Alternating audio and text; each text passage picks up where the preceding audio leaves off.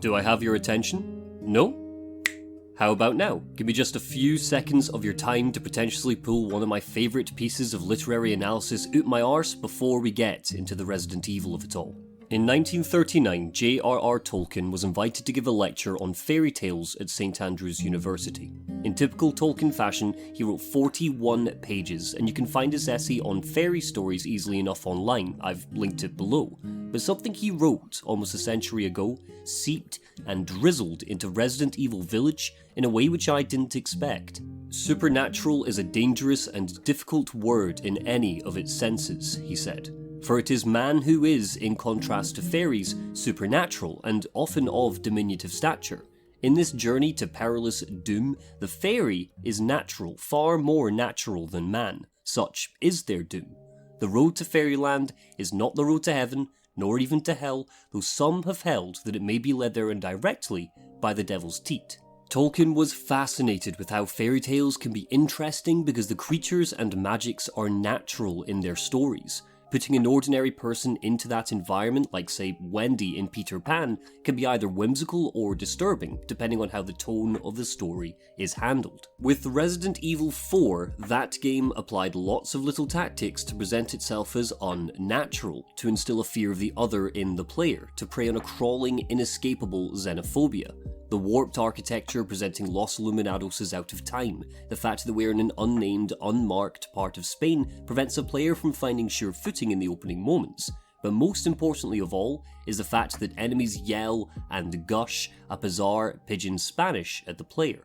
I commented on my video covering Resi 4 that I found it really interesting that Resident Evil Village was using the English language and American accents, despite the village itself being shrouded in an unmarked Eastern European location. I stand by that, it is interesting, but after 3 full playthroughs, I think I now know why. It's because Resident Evil Village is a fairy tale, and as Tolkien says, the fairy is natural, far more natural than man, such is their doom.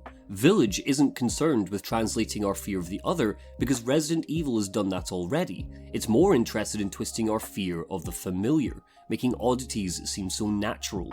It uses language every player would understand, recognizable imagery, symbolism, structure, and pacing of a fairy tale to make our familiarity crumble. Resident Evil 4 felt like its horror was recent, like it had, just moments before Leon's arrival, turned a thriving community into a brainwashed alien world set up purely for us to battle through.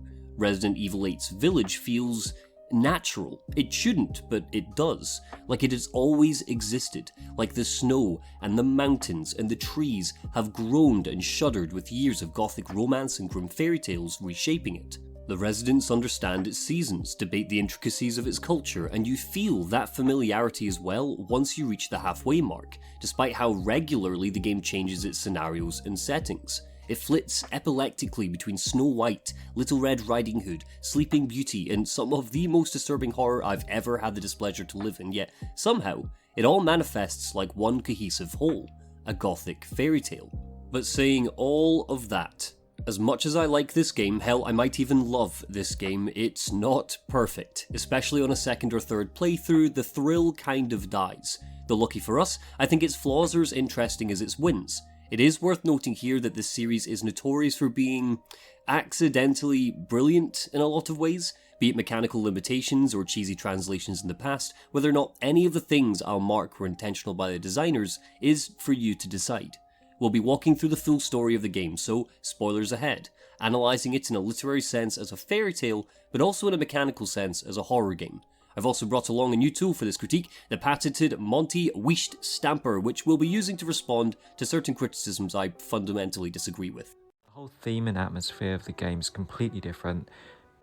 If you just showed me the game and you didn't tell me the name of the game, I would have absolutely no idea that it's Resident Evil. So sit back, relax, and let Mother Monty sing you to sleep. This is a commentary and critique of Resident Evil Village.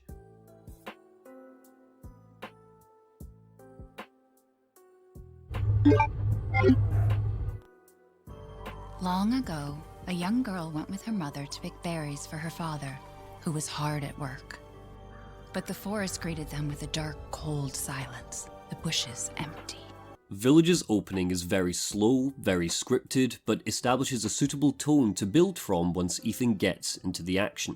By the 10-minute mark, we haven't even had a hint of monsters or horror. The focus is all on the family Winters and folk tales. Slithering a fairy tale under the Resident Evil moniker is absurd. I think we can all agree that prior to Village, none of us would have scribbled the concept down and mailed it to Capcom with much enthusiasm, like I've been doing annually since 2010. Seriously, Capcom, hurry up and give me a Resident Evil game which takes place entirely in an Umbrella-funded university. There is so much potential here, give it to me! So, as a result, this animated piece of folklore that we get, with odd similarities to Harry Potter and the Deathly Hallows of all things, can be jarring. It sets up the folktale of the Village of Shadows. A young girl visits 4 beasts, the Bat Lord, the Weaver, the Fish King, and the Iron Steed, before accidentally wronging them and being snatched away by a witch. The music is as fantasy-esque as you could possibly get, reminiscent of Beauty and the Beast's prologue.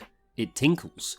The fact that our game opens with a fable establishes these motifs to be carried on later, but what's specifically interesting to me is how beautiful it is. The blood, when there is blood, is golden and lively. Despite the blacks and greys, nothing about this opening conveys death to us. It conveys curiosity. As a story, The Village of Shadows toys with classic fairy tale structure. In 1928, the Soviet folklorist and scholar Vladimir Prop highlighted the 8 typical stages of folk tales and fables. Stick with me, there is a point to this. First, there's abstentation. Something goes missing or leaves. The girl and her mother leave the father and journey into the forest.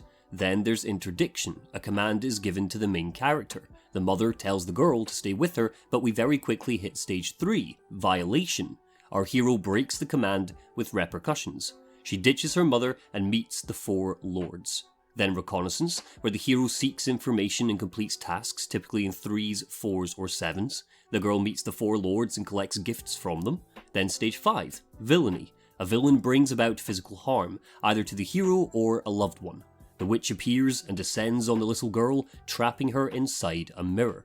Now, it's here that the story finishes, for now, but once you complete the game, you also get to see the end of the tale, where we reach stage 6, mediation. The current hero or a new hero prepares for a showdown with the villain. This is where the father appears to battle the witch. Stage 7, punishment. The villain is defeated and punished. The father burns the witch, not just killing her, but destroying her forest as well. It's when we reach the final stage, wedding, where the hero is rewarded for their actions, that the story weaves away from Prop's 8 conventions. The Village of Shadows doesn't give us this. The father stays behind and dies. The family don't gain anything from the adventure.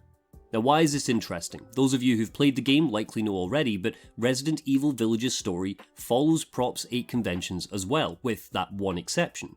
I'll highlight exactly how as we work through the game, but for now, back to the family Winters. We moved here so that she wouldn't have to deal with any of that, remember? There's nothing wrong with my memory. You're just being paranoid. People crap on Ethan Winters, but none of the original reviews of Resi 7 or 8 ever commented on how much these games fumble Mia. Purely due to her presentation, she is up there with Steve Burnside as one of the most unlikable characters in Resi history. My name's Steve. Most of this is because of Resident Evil 7's presentation. Mia doesn't get enough time to breathe as a regular human person before she chops Ethan's arm off, tries to claw his eyes out, reveals that she's been lying to him this whole time, and of course, she stands to this day as a symbol of the moment when Resident Evil 7 went from absolutely fantastic to confusing and bland when it gave us our only player choice. After all of that, Village then gives us a snappy, curt, insensitive, and somewhat callous version of Mia in our opening minutes. Oh, sure, it's actually Miranda pretending to be her, but the player doesn't know that. She casts a long shadow over the game's story because it's strongly hinted that she's keeping even more secrets from Ethan, even after escaping the Baker estate. And she even smacks a piping hot ladle on Ethan's hand. Ow, Mia, don't make me call the police, I'll do it! As a result, we don't care when she's shot by Chris. In fact, I cheered. I thought this was Capcom responding to the retrospective Mia hate train by just removing her from the story altogether, or impossibly trying to make both choices in Resident Evil 7 canon. At the start of Resi 7, we were fully aligned with Ethan because Mia's harrowing message was superbly presented to make her initially sympathetic. But as for Village's first impressions, we're likely left baffled by her bizarre characterization. I'm getting ahead of myself. Let's rewind. The time spent in the Winters house is clearly to make us bond with Rose. She's a cute baby, the camera purposefully framing her below Ethan's eyeline so we keep being reminded of how adorable she is as she's sleeping. He's grown paranoid over time, collecting books on gun ownership, checking the front door is locked. All of this highlights his discomfort, despite the peacefulness of residential life. The house is littered with objects which are foreboding, similar to what we saw in the opening of Resident Evil Remake. Medication in the bathroom, bottles and bottles of wine littered around the dining area and kitchen. The mirrors are all smudged or completely covered. Of course, the latter is due to the game's desperation to keep Ethan's face hidden from the player, but we can also connect it to this motif of fairy tales, of supernatural villains wanting to conceal their reflections. Ultimately, it's all a means of reinforcing that Ethan is struggling with the events of Louisiana, despite it being 3 years later. Chris? What the hell? Sorry, Ethan. No! What? Why?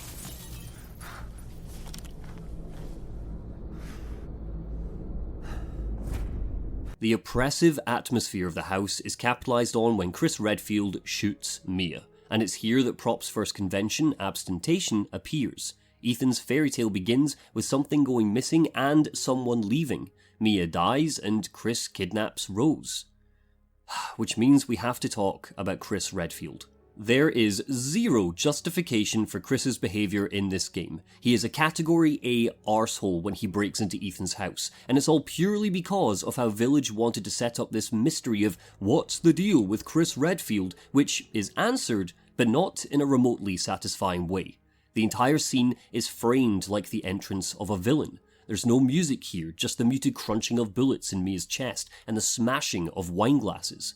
Chris himself is shrouded in darkness, the headlights of the car in the driveway glinting evilly down Ethan's hallway. The way he apologizes to us is like a sullen teenager needing to return a toy he nicked, and his cronies bark orders at Ethan, shoving him along while Chris steals the guy's daughter. The player is left with one clear impression.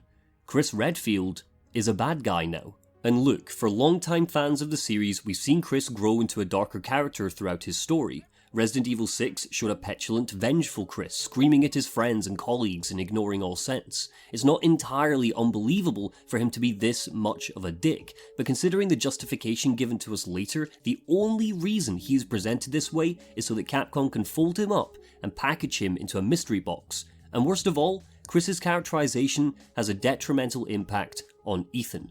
Matthew Bird wrote, I walked away from Resident Evil Village with mixed feelings about the whole thing, but the one aspect of the long-awaited sequel I had no mixed feelings about was leading man Ethan Winters and his status as the absolute worst.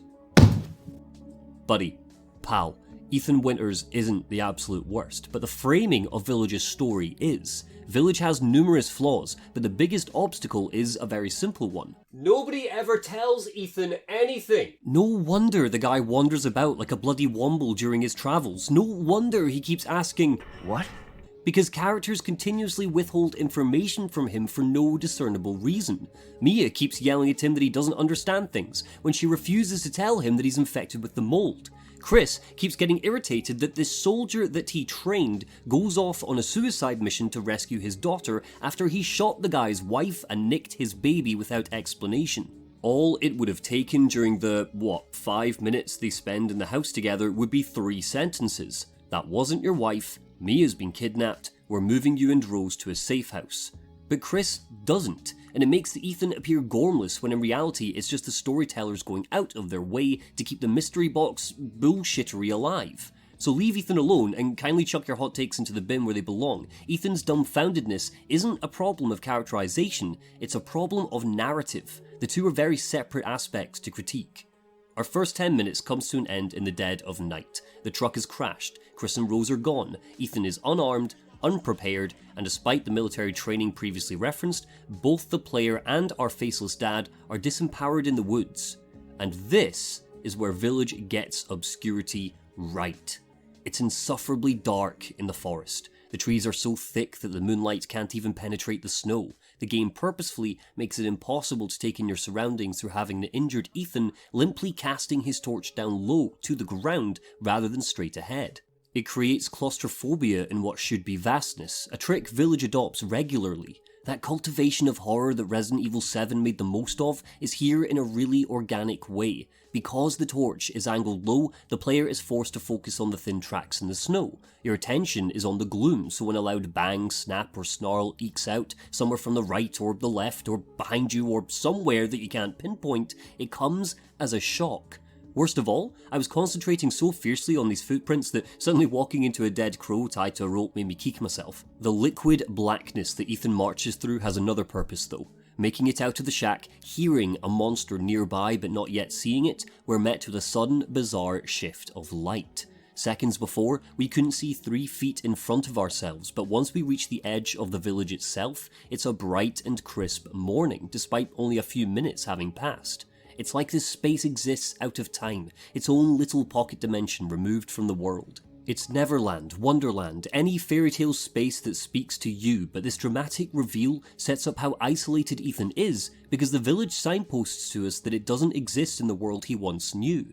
The gothic castle in the distance, the ramshackle huts below, the periodic windmills and the overbearing mountainscapes capitalise on this. The village is shut off from outsiders, hidden away. But from a gameplay perspective, this gorgeous, distant shot gives us our landmarks and goals to head toward from the get-go. If Resi 8 didn't give us this scene, I don't think I'd have liked it half as much as I do. In one still, it unifies the clashing fables of the Batlord's castle, the Dollmaker's estate, the Fish King's reservoir and the Iron Steed's domain into one sprawling environment, one story. It's all part of the same mythical landscape. Ethan has entered the world of the fairy tale. Out of my brains today playing this game, absolutely. But do you know what? There's no atmosphere. I can't get immersed in it. There's nothing to get immersed in.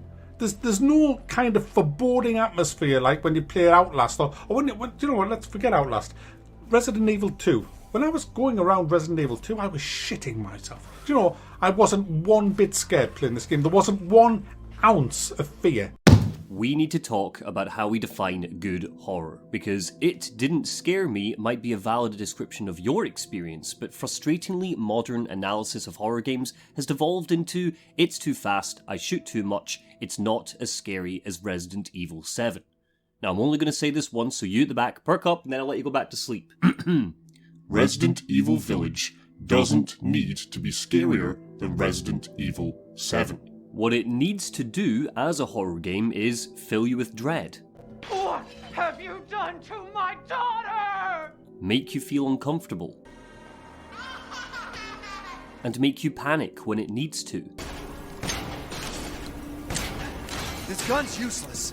A great horror game can take many different forms, but did it scare me is only a surface, deep reflection when breaking down how effective a horror it is. Scared is the final product of numerous other emotional states. Suspense, discomfort, and most of all, tension. Without tension, your horror game falls flat on its face. Resident Evil 1 provided tension through the fixed camera angles and door animations to build the potential threat on the other side. Your isolation and watching the STARS team be ripped apart in the opening seconds rinsed the experience with an understanding that what should be a team of predators are actually prey. Village is full of tension. By the time we reach the village, we still haven't seen our first monster. We've got glimpses of one, we've heard it, we've seen the carnage that it can inflict, yet despite this, Ethan has already injured himself, nicking his finger on some barbed wire, and he's covered in blood just from exploring the first cabin. If tension was a pimple, it's beginning to seep pus. The player is ready for it to pop, but despite itself, the pimple keeps growing. The village is abandoned. Again, no music, just a howling wind to keep you going. The trashed house is just background noise to the really interesting details of the goat heads. The uncertainty of whether or not these are here for ceremonial purposes or strung up as bait for something adds to the pregnancy of the situation. For reasons illogical and purely atmospheric, Ethan doesn't turn his torch on when he enters the darkness of the abandoned homes. It's a perfect example of how the game often refutes the realism of its story in favour of its atmosphere. Ethan should be turning his damn torch on in locations like this one, but he won't. It's not an option. What this does is act in a similar way to the door animations in Resi 1, where it gated off monstrous revelations to reset the pace of the horror every time you enter a new area. With Resi 8, the slow, painful seconds which pass as Ethan's eyes acclimatise to indoor spaces act as a similar means of momentarily resetting the pace and building suspense, but without tearing the camera out of his head. There's so much methodical build-up before we meet our first monster that when we finally encounter it, that horror bursts out of the game. Oh no. They're coming. Who is? What the hell was that? Do you have a gun? What? Please tell me you have a gun.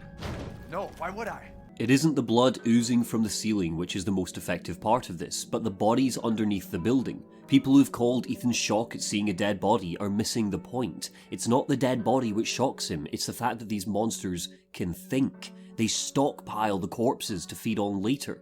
They're not blind mold monsters or even ganados which kill on sight, and that's the end of the story. Giving the Lycans intelligence in how they've evolved over time in the village adds to their threat. Whilst so much of Village's first hour is heavily scripted, its guiding hand is at least skilled in its reveals. Watching the Lycan feast in the distance is just far away that I, at least, felt clever for spotting it so early on, but then, oh god, shit! There's a great interview with Hideki Kajima where he discusses the prevalence of eyeballs in Resident Evil.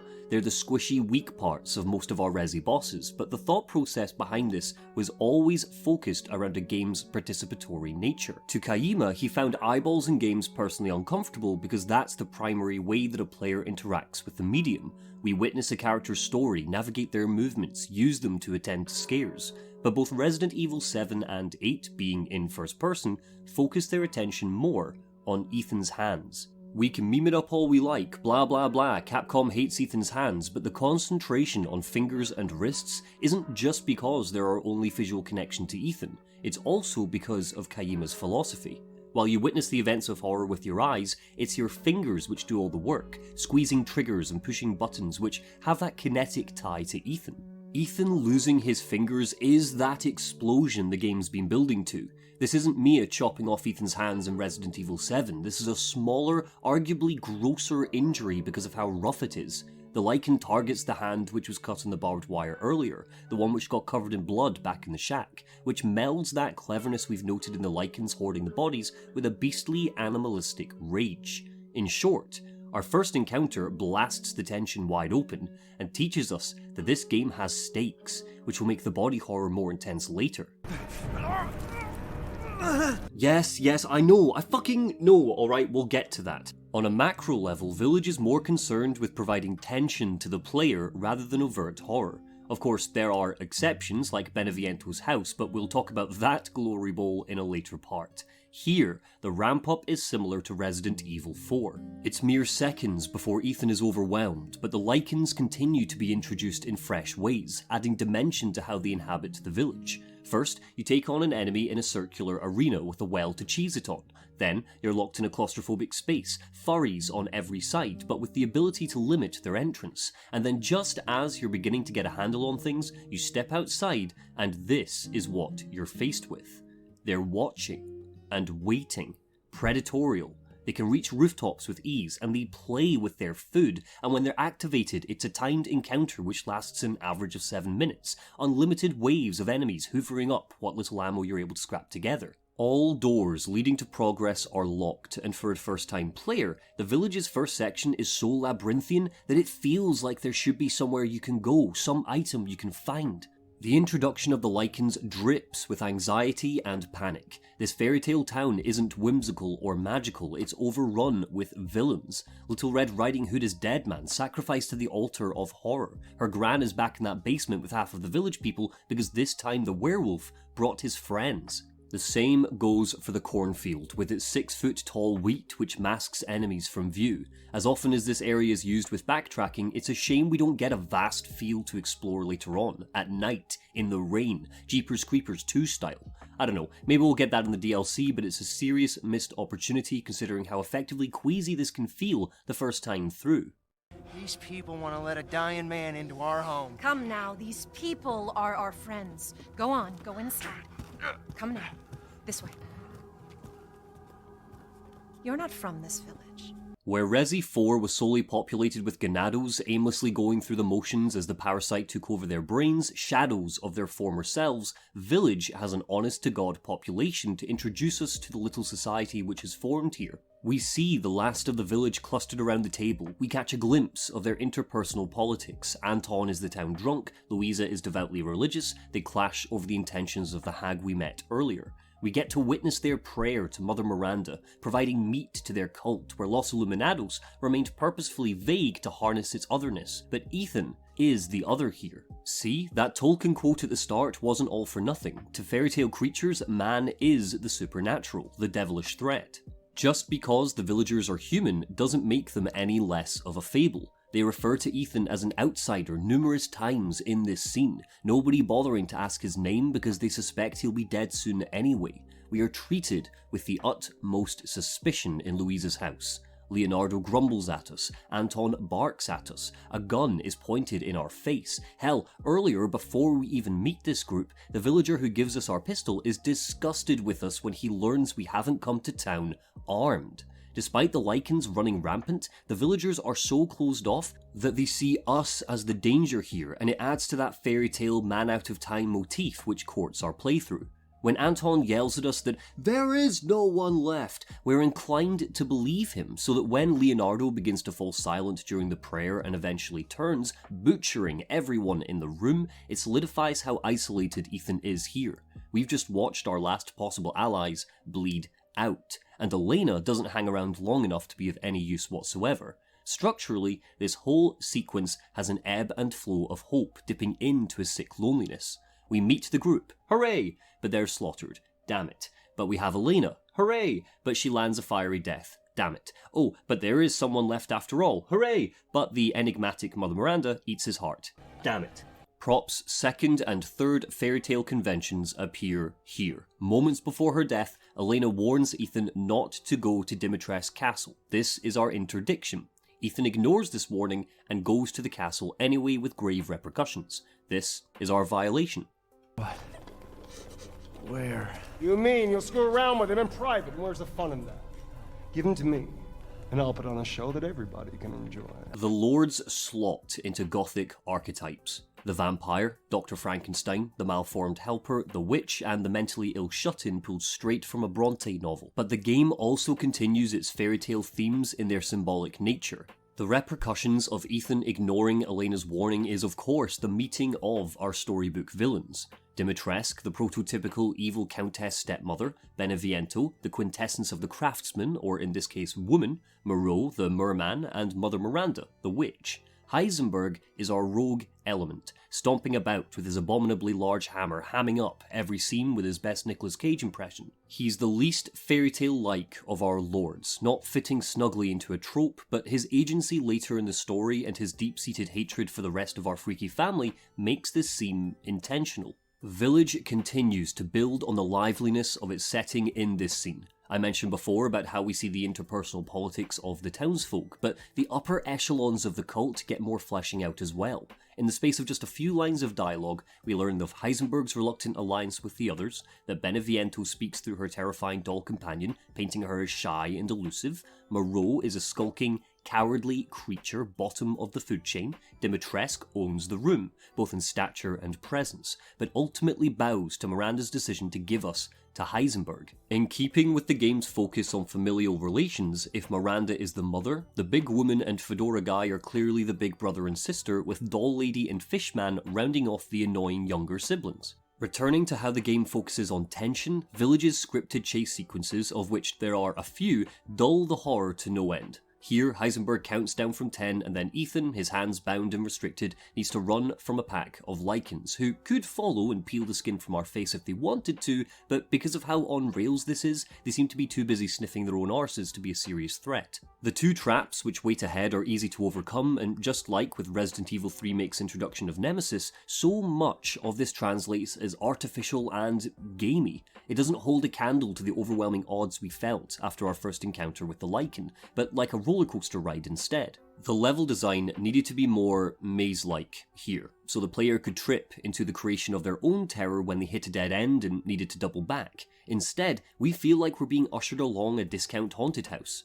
However, the game's use of tension isn't just mechanical. There's a narrative oppression to how over-familiar the lords are with Ethan. So many characters seem to know his entire personal history. Dimitrescu's daughters know exactly who he is, why he's here, and what he's been through. Lady Dimitrescu remarks, "Let's see how special you really are." Heisenberg proclaims, "Let's see if you're as strong as they say." Even the Duke knows our entire deal, and every time one of our baddies makes these absurd statements, a player is likely to ask, "Who says? Why do you think I'm special?" There's a plot explanation for this, but thematically, it's because he's Tolkien's man, the other. Ethan shouldn't be here. Up until the last 10% of the game, this isn't his land. A few days before Village dropped into our laps, creative director Morimasa Sato was interviewed by IGN and discussed one of the design philosophies behind the game. "I think that beauty and horror don't have to be mutually exclusive," he said. Castle Dimitrescu, for example, is gorgeous at first sight, laden with beautiful furniture. However, if you take a close look, there might be something eerie lying on the table. When you see a patch of blood on an otherwise elegantly decorated wall, the beauty of the wall gives the blood a stronger impact. By adding a sense of beauty that wasn't present in Resident Evil 7, I think we can make the presentation and atmosphere even more horrific. It's how jarring the beautiful and the horrific are which stands out in Castle Dimitrescu. Just like with the Spencer Mansion in 1 or the majesty of the RPD in 2, both beauty and disgust in Resident Evil games has never been an act of subtlety. Where 7 is so in your face with its rot and sepsis, 8 is primarily concerned with how it can contrast its foulness with how gorgeous it can be. 7 yelled and berated the player in its first few hours, forcing you to eat disgusting food, shoving a knife into your mouth, giving you environments which are decomposing. Once it gets going, it rarely ever relents with how over the top its gruesomeness is. Village shocks you in turn with the extreme carnage, having 2 of Ethan's fingers bitten off to the point that we can see the bone, being chased around a basement by a mewling fetus. But Resi 8 keeps things lively and narratively tense because it beautifies its horror. Well, Ethan Winters, you escaped my little brother's idiot games, did you? Let's see how special you are. Once you enter the castle, it becomes immediately clear that Ethan is trapped here. Dimitrescu's daughters capture us and take us to the lady herself, where we get to see the big woman in all of her glory. With Ethan huddled on the ground, her size is so much greater than the memes could ever position her as, and the shock of how tall she remains, even when we're strung up above her, keeps her imposing. Lady Dimitrescu wouldn't be half of the villain she is to fans if she was regular-sized. Just because her arms and legs look normal doesn't mean that this is not body horror, a Resident Evil staple that we'll touch on later with Moreau. The size of her body, despite being sexualized by Twitter, is horrifying when we come face to face with her. The castle itself is a fascinating, gorgeous setting. Both above and below, it's doused in malignant reds, and the lack of signposting in the level design means that the player is encouraged to lose themselves in its decadence. In my Jedi Fallen Order critique, I discussed chromostereosis, where a game trains the player to recognize specific colours in an environment to guide their way. Just like Jedi, just like Uncharted, just like Resident Evil 3 Remake, just like so many modern title games, you'll spend a good chunk of your time in the village and the reservoir specifically following the yellow. I never, ever want to see yellow in a goddamn video game again. Yellow on the ladders, yellow spool to follow, yellow on the friggin' boxes which Ethan can break. Christ, even later on, Heisenberg pulls out the yellow paint and slops it all over some literal signs for us to follow. I firmly believe the Resident Evil Village is a 15-hour game which, for reasons beyond me, is terrified of letting the player get lost for too long in its world, so it strings you along, refusing to let you rely on your orienteering skills and cutting 5 of its hours in the process. There are a few reasons why people generally point to Castle Dimitrescu as the best location in the game, and one of those reasons is because its follow the yellow moments are few and far between. For the most part, the player is left to their own devices. Find keys, solve puzzles, consider backtracking through areas in case they missed a clue. You're given your objective to find and collect the 4 masks, and then you need to rely on your map and your understanding of the space to muster through. So, with that in mind, here's a question.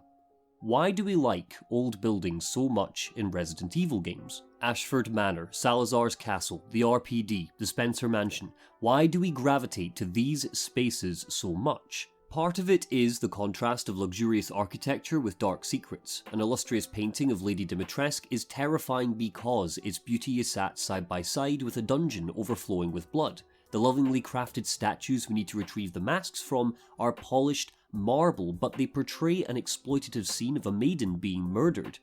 But I think there's another reason. Old buildings harness decades, centuries even, of history. An old building has more potential for twisted, dark secrets than a modern building like, say, a military base or a ship, simply because it's existed for longer. There's a potential around every corner for more scares, more lore in everything, from the statues, to the paintings, to the diary entries you might find. And that potential is scarier than anything else because it leaves so much of it up to a player's imagination. With an old building, especially in a Resident Evil game, it's likely, even if you explore every nook and cranny of a mansion or castle, even if you platinum the game, there are horrible histories left unknown, because generations and generations of people have haunted these spaces at one point or another. Potentiality is king with a fully explorable horror space, and considering Castle Dimitrescu has not 1 but 4 spooks for us to learn about, there's so much potential here for the game to toy with. Letters from servants, lists of victims, living spaces like the Opera House, which give us insight to the residents' personal lives, their likes, dislikes. Old places afford more opportunities for us to learn about the residents' evil. And speaking of the residents, let's talk about the ladies of the castle. In fact, many a village's boss encounters come up surprisingly short in a strategic sense. While they certainly escalate in scale and spectacle as you get closer to the story's climax, very few amount to much more than circle strafing and shooting them in their glowing bits until they drop. So I've heard this in a few reviews now, the idea that some of the bosses feel anticlimactic, and more often than not, those reviewers are talking about Dimitrescu's daughters. It's baffling to me that reviewers are rating 3 mini-bosses to the same standards as the actual bosses of the game, because that's what they are, mini-bosses. And as mini-bosses, their battles are fairly decent. Each one feels tense because you're trapped in a confined space with them, and each consecutive daughter adds a new twist to how you take them down. With Bella, you're locked in a tight-knit space with no obstacles to hide behind. It's a straight-up battle to the death with no room to hide. Daniela gives you a larger space with obstacles to separate the two of you, but you need to keep opening up the roof to let the cold in, momentarily leaving you vulnerable rather than remaining on the defensive. Finally, Cassandra combines the previous 2 gimmicks, a claustrophobic space and a gap you need to blow up to let the cold in. These are hardly boss fights of the year, but I don't know if you've played a horror game recently, very few boss fights in the genre are ever that mechanically interesting. Really cast your mind back to the most iconic horror baddies you can think of. Resident Evil is always run out of the way of attacks and shoot the glowing eye. Pyramid Head is just shoot the buff bastard before he cleaves you in 2. The Evil Within's Laura relies on getting away from her, or if you really want to stand your ground, use fire against her. Horror bosses are always more interested in their creepy designs above mechanical intrigue, and Dimitrescu's daughters blend beautified horror perfectly to make them extremely uncomfortable to manage. I can't be the only person who played the castle demo and was slightly let down by the portrayal of the vampiresses, right? I went on the record when I explained the entire Resident Evil lore to my friend that sexy vampire ladies, no matter how much they giggle about wanting to drink my blood, simply weren't scary to me. But context is everything. The Dimitrescu daughters are gorgeous, and their dialogue is purposefully sexualized. They ramble about how they haven't had a man in a while, and that they want to use our blood as a lubricant, but all of that little titillation drops away when we learn what they truly are. They're carnivorous flies. Just really think about that. Flies which have broken down the bodies of 3 innocent women, reassembled their flesh and bone and sinew, redesigning them to be beautiful when underneath is a hive mind squirting pheromones so they can eat you. They're the flies from the Grimm tale, the brave little tailor who takes pleasure from killing flies before challenging a giant. Not so sexy anymore, are they? Village knows exactly what it's doing with this stuff. It's toying with our expectations. These aren't thirsty vampire women. I'm being chased by rabid flies. Oh, I'm getting goosebumps just thinking about it. This is horrible. Get off me. However, the creep factor of the daughters never reached Lady Dimitrescu. Up until the very end, she only felt like a real threat when I was creeping past her chambers and heard her scream, "What have you done to my daughter?" to the rafters, thinking she knew I was outside her door. As a tyrant, she's the least imposing of the franchise. Mr. X's footsteps would clang and echo from half a mile away, always reminding us of his presence. Jack Baker and Marguerite always felt faster than Ethan, that if you were caught, that was the end for you. They were destructive stalkers, Jack bursting through walls and Marguerite spreading rot and bugs through her cabin. Lady Dimitrescu is simply too slow. Mother Miranda, I regret to inform you that Ethan Winters has escaped that fool Heisenberg. Because he is in my castle and has already proven too much for my daughters to handle. When I find him... After this scene, Ethan is tossed into a linear area with pillars and barrels for us to use to block Lady D from us. The idea here is sound. It's narrow, so you're never supposed to be more than a few feet away from her long claws, but the cracks in the AI pathing start to show down here. Dimitrescu is sluggish. She has claws which can slice through bone in mere seconds. Yeah, I know. So why is she letting a barrel stand between you and her revenge? Elsewhere in the castle, she's so oblivious to her surroundings that I started to legitimately think there was an in-game reason for why her hearing was so crap. You can nuzzle behind her and stick your tongue up her arse before she even registers your existence. Mr. X and even Nemesis, for the 5 seconds he was actually a threat in 3-make, had wide reaches and quick-fire animations for when you got too close. The goal with them was always to stay as far away as possible, because if you tried to bypass them, they'd snap at you and pummel your face into granite. Lady Dimodick spots you, takes a second to apply some makeup, think up a witty quip, and then chases after you. It spoils the immersion which has been so carefully crafted up until that point. Dimitrescu is interesting, sure. She's so old that again there's so much potential for her history, but the game doesn't give her long enough to really explore that. The same goes for her as a Fairytale stand-in. She's a giantess and a stepmother, or at least an adoptive one, having kidnapped the 3 vampiresses and experimented on them, taking them under her wing. She hides a magical dagger which can turn her mortal somewhere within her castle. That's as Fairytale-like a Deus Ex Machina as you could possibly get, but the dagger really is analogous with a lot of the game's complications. It's never fully explained. And I don't need it to be explained on a scientific level, that's not what I'm saying. Keep that air of mystery around our feral fables. The problem is that it's introduced so passively, in one scrap of paper. The history and the lore around the dagger is something we want to learn about, but it's never even referenced outside of an old dagger, believed to be created in the village, is poisonous. Once Ethan gets the Dagger of Death's flowers, our time in the castle comes to an end. Lady D flies into a rage and we stab her with it, making her mortal and triggering her transformation. And as a boss, I really like her. A heaving mass of bone and teeth, a globular, decaying version of Dimitrescu is wiggling out of the beast's back. There are maleficent parallels in how she, just like Sleeping Beauty's infamous villain, transforms into a dragon. It's batshit enough that it exceeds a player's expectations for where the game could go from here. Despite the tight corridors that you need to run around, the battle feels vast because Dimitrescu can retreat into the sky. This forces you to alternate between your shiny new sniper rifle, which was already tutorialized to us with the flying Samka earlier.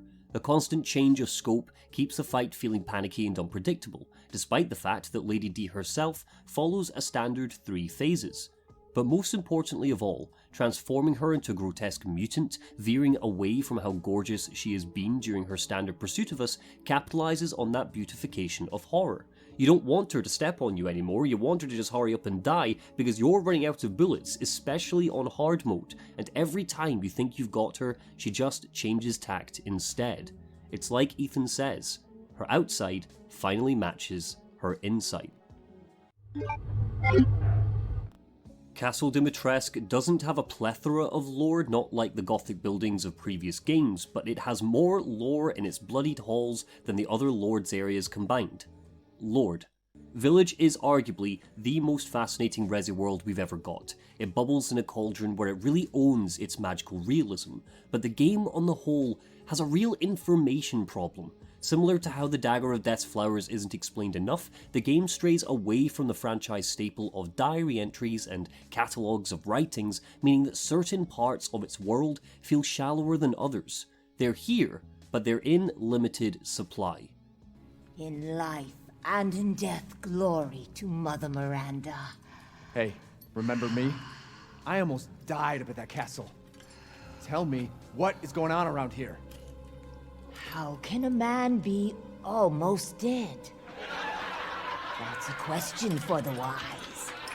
Ah, good timing. It's almost like I structured the essay this way. This is our second appearance of the Hag, and the third piece of foreshadowing that Ethan is infected with Resident Evil 7's mold. Our first hint is when Dimitrescu comments that his blood is a little stale. The second is when Ethan glues his hand back on, and the third is, of course, her admittedly hilarious riddle here when she asks us, how can a man be almost dead? But once the Hag leaves us, our attention is drawn to the strange mural of 4 old houses with their corresponding crests, and of course, the umbrella logo set in the middle. The 4 original lords are hideously underexplained. The origins of the village of the castle aren't sewn together like Ashford Mansion or the RPD have been in the past.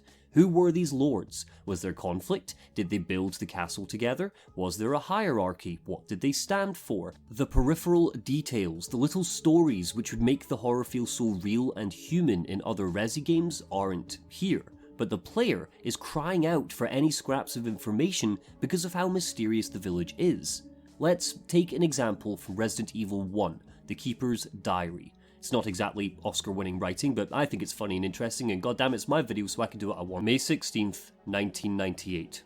I heard a researcher who tried to escape from this mansion was shot last night. My entire body feels burning and itchy at night. When I was scratching the swelling on my arms, a lump of rotten flesh dropped off.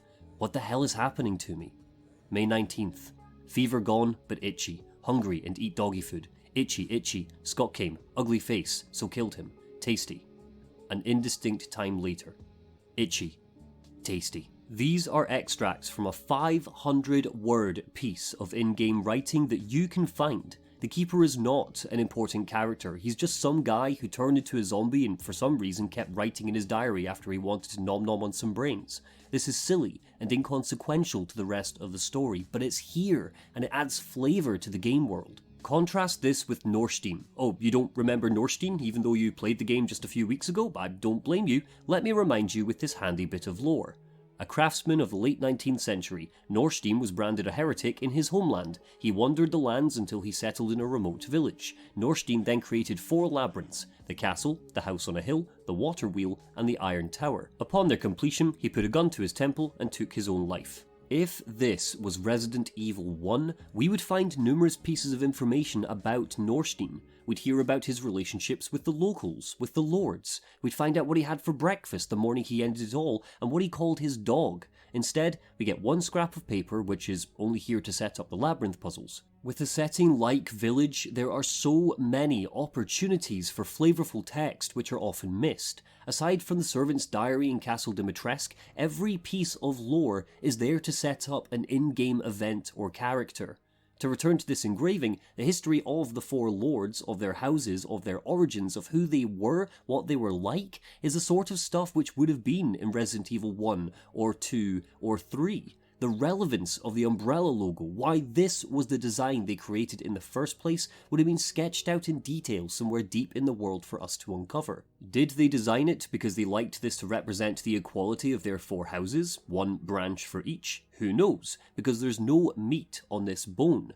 Later, in the stronghold, Ethan finds himself wangling through the ruins of an old fort, which has been here for God knows how long, possibly since the time of the lords, possibly built afterwards. We find a scrap of a dusty old diary entry inside which ambiguously describes a siege on the fort and internal politicking which led to that moment, but it's the only piece of information in the stronghold and it's far too vague to pull anything weighty from. there are moments in the game where the open-endedness of the world adds to the mythical qualities of its game feel, but there's a happy medium which needs to be struck, and after Castle Dimitrescu, the game veers wildly in the wrong direction with its background storytelling. With us coming up on the Duke, it draws attention to an easy win that the game misses here, having him pass on historical details relating to the treasure we collect. This would further incentivize hunting down the rare treasure like goblets or statues, as well as organically reciting optional fables to the player. Not sure if it's of value, but... Why, you have your daughter right in your own hands. What are you saying? Take a closer look. Speaking with the Duke here sets up Vladimir Prop's fourth Fairytale convention, Reconnaissance. If you remember, this is where the protagonist seeks information and needs to complete tasks, typically in 3s, 4s, or 7s. Here, Ethan needs to collect the 4 parts of Rose, and this is where we find the majority of the game's action. But before the Duke can mark the remaining Lord's locations on our map, we need to venture back into the village, which luckily means we can talk about how the game softens the blow of its lack of in-depth lore, through the fantastic environmental storytelling. Village has some of the strongest level narration in the series to date. Capcom have gone to almost diabolical lengths to make the village feel as lived in as possible. Each shack has unique photographs and paintings of the residents. Technology centuries old was being used here, looms and butter churners. Despite our characters speaking English, a language that we understand, like we're picking up a familiar storybook, the written word in the town is runic and ethereal, scratches and scribbles. Ethan, thankfully harnessing the power of being a video game character, is able to understand this written word. The Kado, used to infect the population, is a Romanian term for gift. Heisenberg's soldiers all have German names, Soldat, Panzer, and so on. There's such a meld of different cultures smashing into each other that it juxtaposes the realistic depiction of our characters, making the horror fantastical.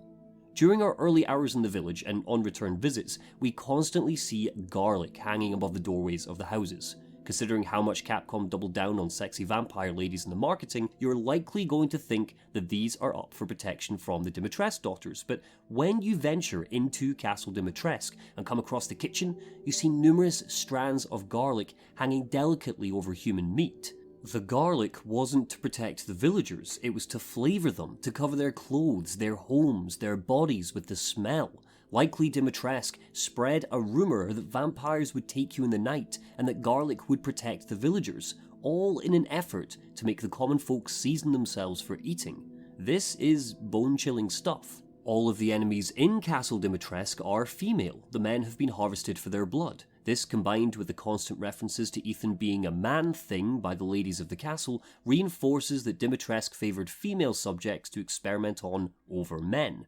Ethan's family photo, it sits in his key items so that every time you jump into your inventory, you're reminded of why Ethan is here and what he's fighting for. Sure, it's cheesy and schlocky, but part of Resident Evil's charm has always been how earnest its character writing is in the face of its abject terror. Albert Wesker killed his father figure because he wasn't loved enough. Chris Redfield mumbles about how much he misses his partner while in the middle of a terrorist uprising. Evelyn cries that she just wanted a family while she turns into a house and then melts. And meshing that into gameplay even in an arbitrary way like this photo is a really neat touch. And everything I've said about the leaky faucet of lore and the fabulous in-game storytelling is reflected in the dollhouse. Before you even hit the front door, Beneviento's section reveals to the player that it's not interested in Beneviento as a villain. To its favour and its detriment, her area is very Ethan-centric. It's not just the grotesque imagery and aesthetic similarities between this section and PT which draws the Silent Hill comparisons.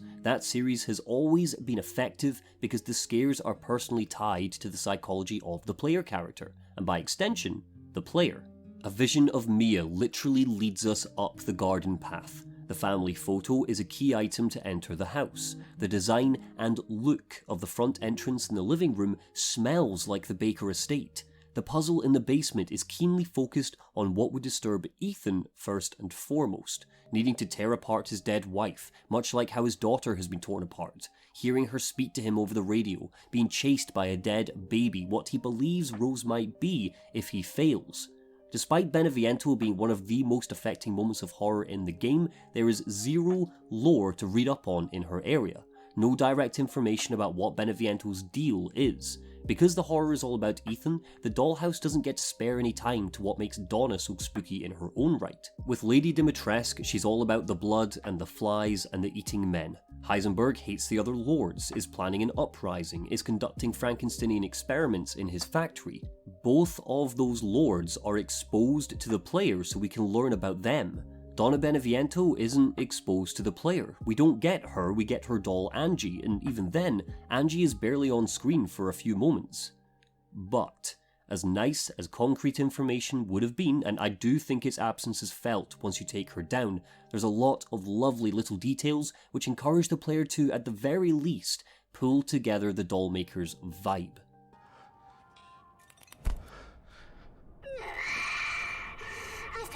For so long. I'd make a much better daughter than Rose. Please, won't you stay with me forever? What? God damn it, Ethan, you make it so hard to defend you sometimes. There's a shrine sat outside of her home, a huge grave sat in the middle, large enough for 2 bodies, and an eerie yellow glow emanating from it. Dolls sit alongside it, like someone has placed them here protectively.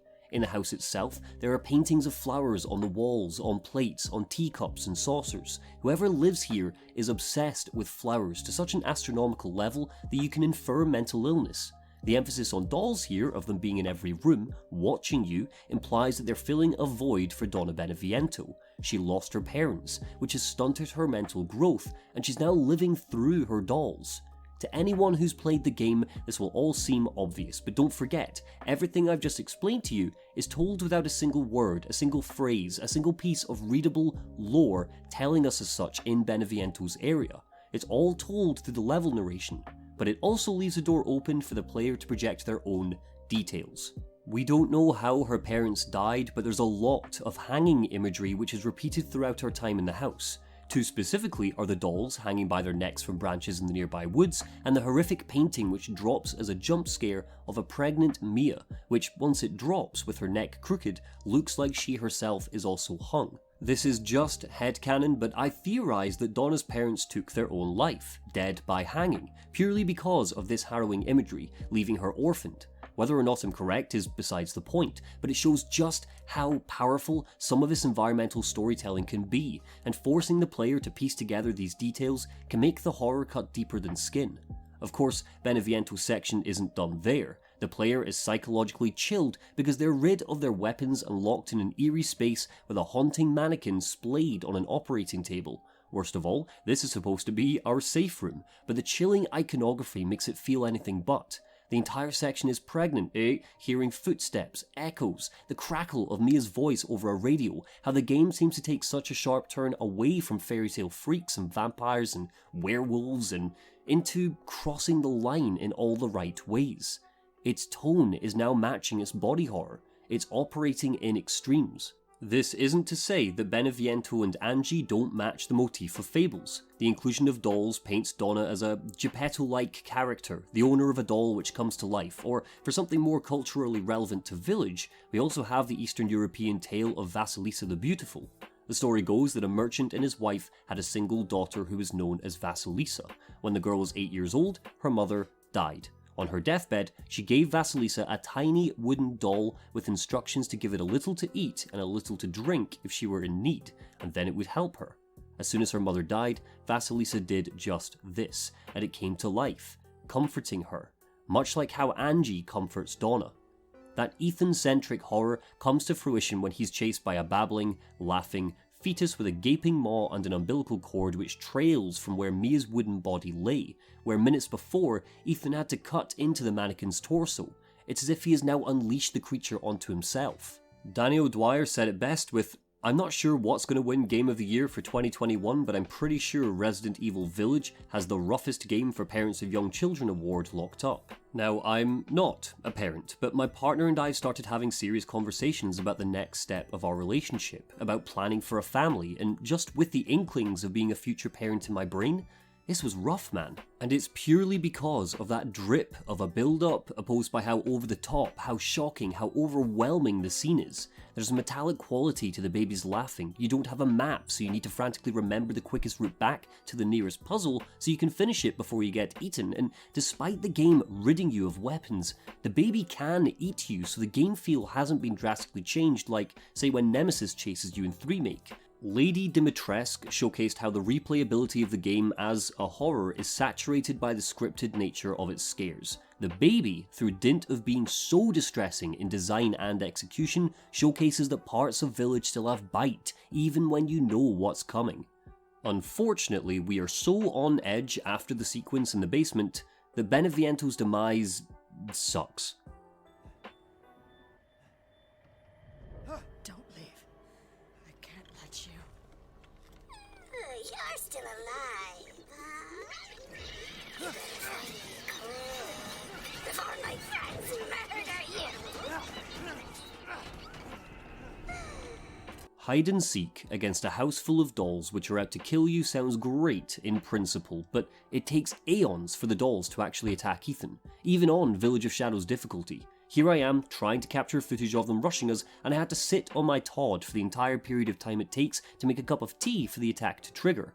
And if you've seen my critique of Watch Dogs Legion, you know that this is how I judge if something took too long. This boss fight, if we can even call it that, is easier than the mini-bosses of the Dimitrescu daughters. It's evidence of how little love Donna and Angie got in comparison to the basement-dwelling horror show that Capcom were rightfully so proud of, and I firmly believe that it's because of how personal to Ethan they wanted to make the dollhouse as an area.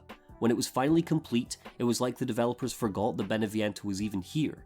Which sounds like a sour point to leave off on, I know, but I'm saving all of my bitterness for Moreau. So let's talk about the Merman.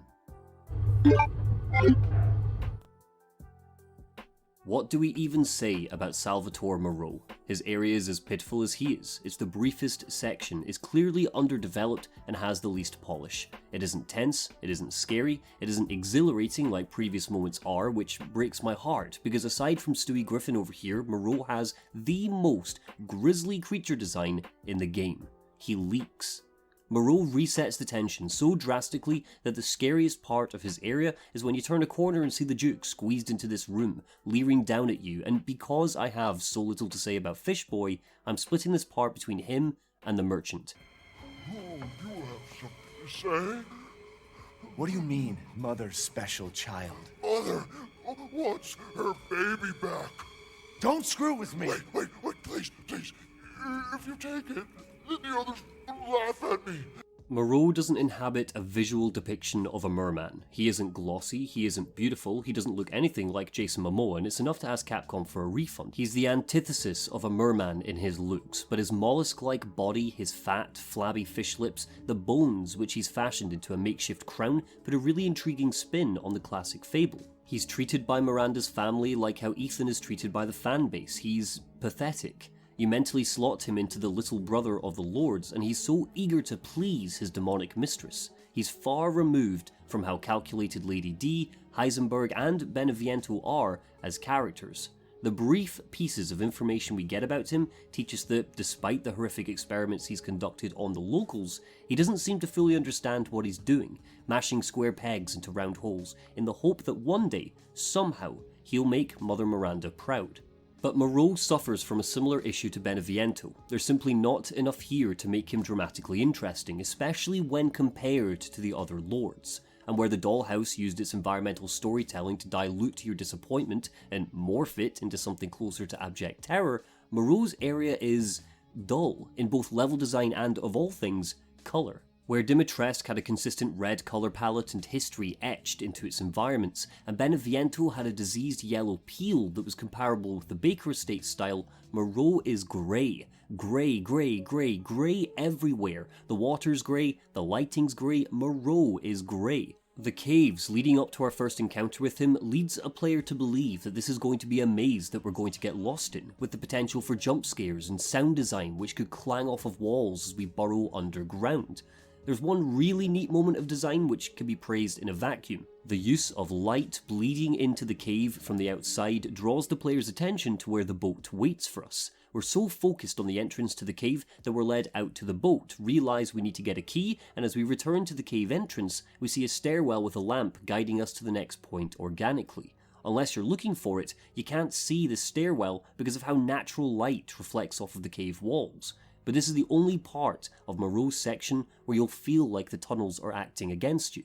Cavern and sewer areas are always the worst parts of Resident Evil games. The nature of the environment grows stale the longer you play through these areas because it's inevitably samey, and the developers clearly thought that the cure-all would be to show one and skip past it in minutes, with a single grotto for us to clear out, but we're yet to have a pursuer or tyrant enemy chase us through a cavern, and I think Moreau was a missed opportunity to make this a first for the series. Speaking of missed opportunities, the goop. The goddamn goop. Moreau's goop should hurt us. It's made from the same substance as the acid rain he launched at us later during his boss fight. Having the goop give us damage would force the player to move through Moreau's cavern slowly, to be tactical about positioning during battle, to add some level of threat and danger to a section which really needs it. What the fuck is wrong with you?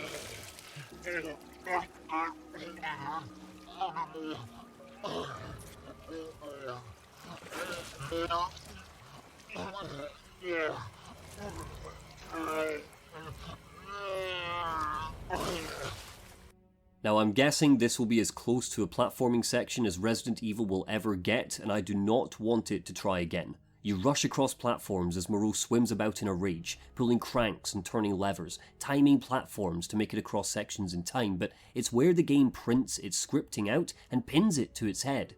Moreau will only ever crash into floating planks of wood. He will only attack you on certain platforms. Shooting him doesn't slow him down or make him passive for a short period of time. It's all pure spectacle. And as we've discussed in prior analysis, when Resi goes full spectacle, it destroys its tension. Couple that with the fact a giant fish is doing somersaults over you while yelling, "Watch me, mama," like he's Squidward in the SpongeBob musical, and the Resident Evil ridiculousness begins to lose its allure. Did you know that, by the way? There's a SpongeBob SquarePants musical. It's about the characters coming to terms with the apocalypse. It's surprisingly funny and clever, and the music actually seems to blend into it. We have given Moreau as much attention as the story does, so before reviewing his boss fight, let's talk about the Duke. Though I must say, that castle arouses suspicion. Yeah, and so do you. I am but a humble merchant.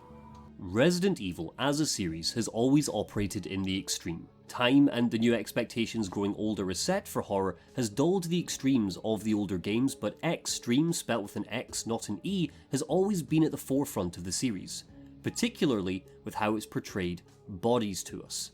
When we got our first sight of the Duke, thegamer.com published this article titled "Resident Evil Village's Duke represents a tired trope of fat shaming."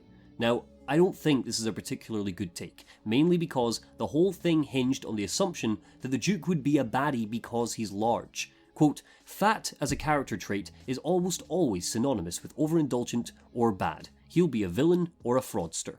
The article failed to look at Resident Evil's history with body horror, specifically that it's always understood that for better or worse, bodies which are extremely out of proportion with their expectations have always razzled up a bit of unease in an audience. The Hunter's long arms have always been out of sync with their short bodies. Tyrants traditionally have tiny pea heads in contrast to their lumbering size. Police Chief Brian Irons has teeny tiny little hands and a massive melon head. In Resi 7, Marguerite's transformation leads to a grossly inflated womb, stubby legs, and arms which go on for miles. Moreau's body is bloated in relation to his tiny, stick limbs. It's not just his drooling drizzle of goo which makes him so gross, it's how proportionately wrong he is. The Duke is impossibly large, and there is a conversation to be had about people who look at a guy like this and immediately think villain. For the record, I didn't, but it's all in keeping with Resi's fascination with bodies which are extreme. Oh shit. There you go. All this for a child who isn't even here. Like I said before, this applies to her too. The Duke isn't a villain. He's our friend, our guide, and at the end of the game, our savior. In Fairytale terms, he's the travelling tradesman who sets our character off on their quest. He's Mary de Morgan's peddler or Joseph Jacob's salesman who sells Jack the magic beans. Playing on primal expectations like fat equals bad is something all horror is prone to do when you break down their components. The big-titted sexy nurses in Silent Hill are unnerving because they lack facial dimension, while their bodies are disproportionately sexualized. And whilst this physical appearance is lacking in lipstick, the Duke's fancy collection, his wagon, his UI even, is beautified and elegant, right down to the calligraphied font being used. Just like with Castle Dimitrescu, there's a beautification at play here. The Duke is just an extremely fat character. The fact an ally is fat doesn't necessarily make it fat-shaming. I'd argue that writing an article which highlights that you think he's going to be a villain because he's a big boy is. Mechanically, the Duke affords an opportunity to tie the player and Ethan together. Everything I'm about to say applies to the merchant in Resident Evil 4 as well. Resource management is a staple of your classic Resi games, forcing the player to constantly trade between health, ammo, and key items.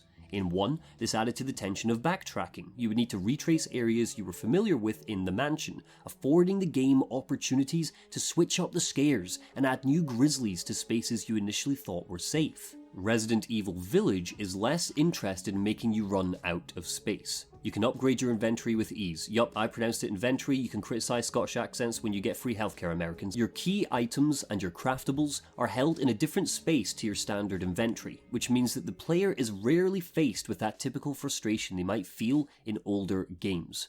Village is less interested in the tension of its resource management, the question of do I take more health or ammo this time, because you will never run out of room. It's more interested in encouraging you to invest in Ethan as a vehicle. The most impactful thing about an in-game economy is how this relates to player agency. In an unpredictable and threatening environment, staying in control also reflects the level of protection a player can provide to the player character. Through the Duke, we are afforded more options and more opportunities to prepare Ethan for the dangers ahead. We are incentivized to battle Lycans because they drop money and resources. We're encouraged to backtrack through the village, navigating locked doors and rubble to hunt down gear, ammo, healing items, and animals to come here. But the uncertainty of which dangers lie ahead, especially in Village where it throws a new enemy type or scenario at you per hour, means that even though you've got a fully leveled up shotgun, you can never be 100% certain that you've upgraded Ethan enough for what's next. There's a fair argument to be made that crafting and upgradables can evolve the game feel from careful horror experience to a shooty bang bang time, but I've often found that removing the ability to improve the player character often adds to how scripted a game can feel.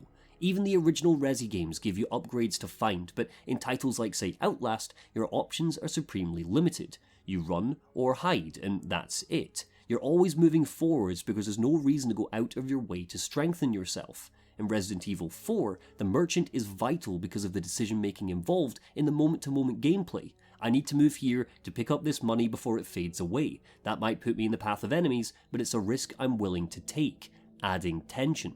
The Duke operates in much the same way. He's not interested in experience points, he's interested in money and food, which means that a player's exploration has further layers added to it. It's not just lore, key items, or ammunition you're rummaging through drawers and wardrobes for, it's goodies to give you a fighting chance. This is where the survival appears in our survival horror, in giving you options and choice on how you will survive. The early Resident Evils gave you options in which items to take and when. Resi 4 and Village, by extension, give you options on which dimensions of Ethan or Leon you'll prioritize in survival. Morimasa Sato said that he thinks a good survival horror gives a player the feeling of overcoming a nightmare, and the Duke is a mechanical means of doing that. By the end of the game, for better or worse, you do feel like you've overcome the village, like you've risen up. Village mediates the potential for feeling too strong and too armed in the fact that unlike the Ganados in Resident Evil 4, enemies never drop bullets. You can only arm yourself through buying from the Duke, which he has in limited supply, crafting them, which requires you to find resources, or uncovering them through exploration. Where Leon could survive in Resident Evil 4 purely through the loop of killing enemies, picking up ammo and health from them, and killing them again, Village demands that you explore if you want to be able to fight. This, in theory, is smart game design, but unfortunately the game's 4 difficulties haven't been fully optimized to make the most of this experience. On casual, you'll end a Lycan with a couple of shots to the head. On normal, the ammo expenditure is still just not enough to truly make it feel like you're low on ammunition at all times.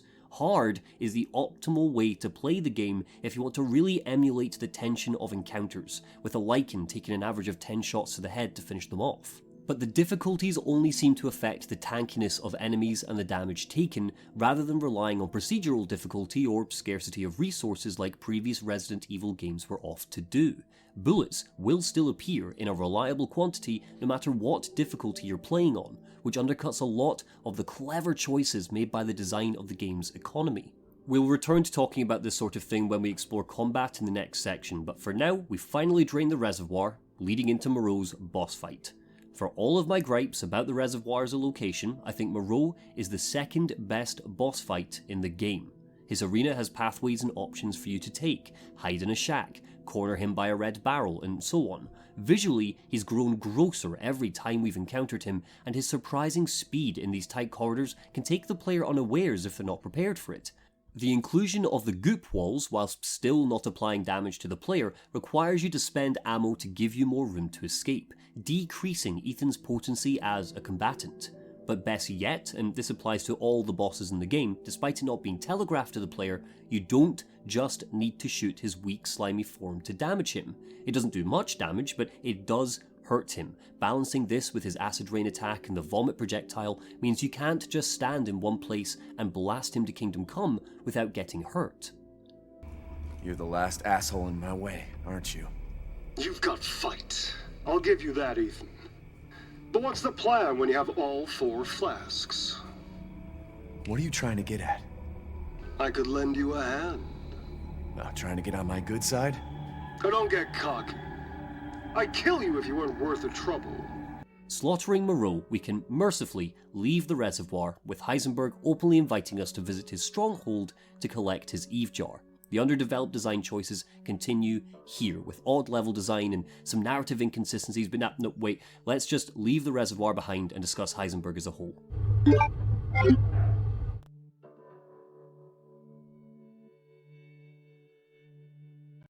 Horror games shouldn't have machine guns. Machine guns encourage blindly firing at ghouls and goblins, meaning your aim, your focus, your methodicalness are all less important than how quickly you can squeeze the trigger. They can carry lots of ammunition in their magazines, meaning combat is rarely broken up by reloading in the midst of battle, a key part of tension when fighting monsters. After all, it takes just one bullet to blow up a red barrel, and if you have a 45 round machine gun, that's water off a duck's back compared to your handgun. Thankfully, Ethan doesn't get a machine gun on his first playthrough. Village saves this for the empowerment fantasy we get as Chris Redfield later.